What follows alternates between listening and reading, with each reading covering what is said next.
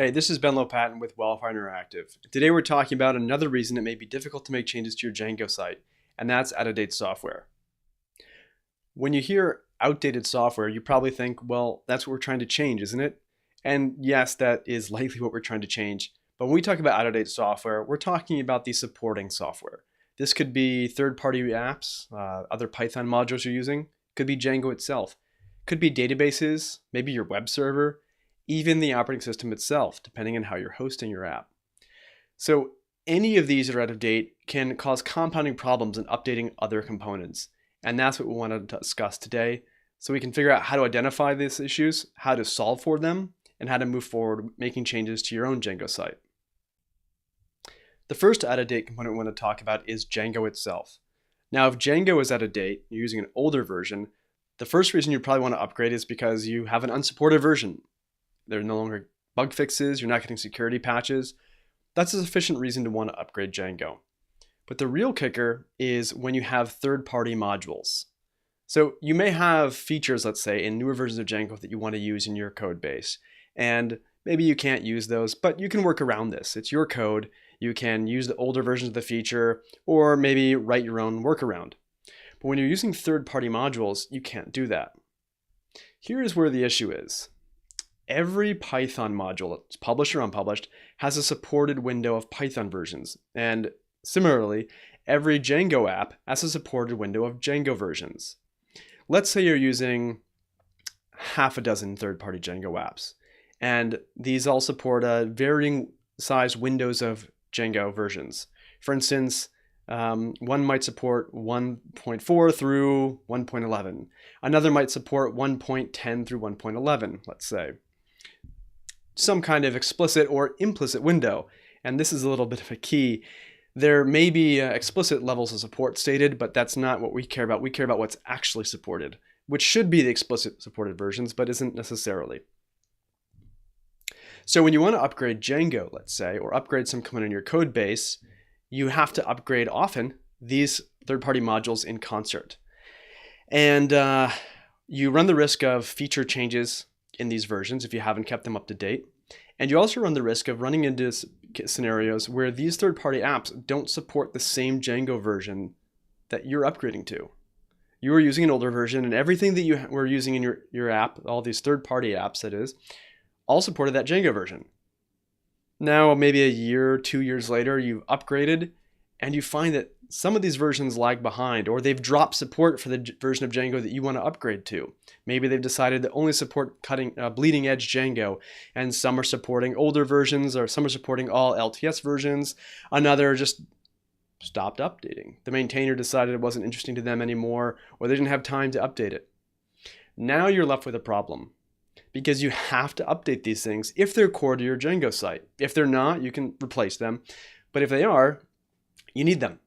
So what's the solution? Well, the solution is, there's several solutions. One, you can add your own pull request and update that and hope the maintainer accepts it and then merges it in and publishes a new version.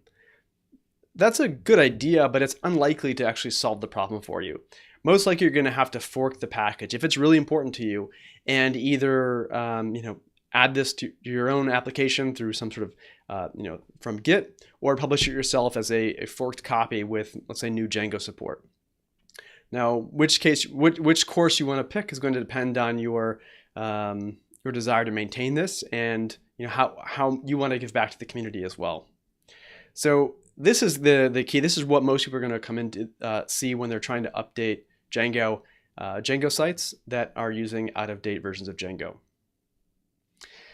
Now, the other thing you're going to run into is out-of-date backing services, like databases. This is an issue for similar reasons, is that every version of Django, and you may find this with third-party apps, have supported windows of versions of the database or databases. For instance, Django will drop support for older versions of MySQL and Postgres. Okay, maybe not a big deal. You need to update your database.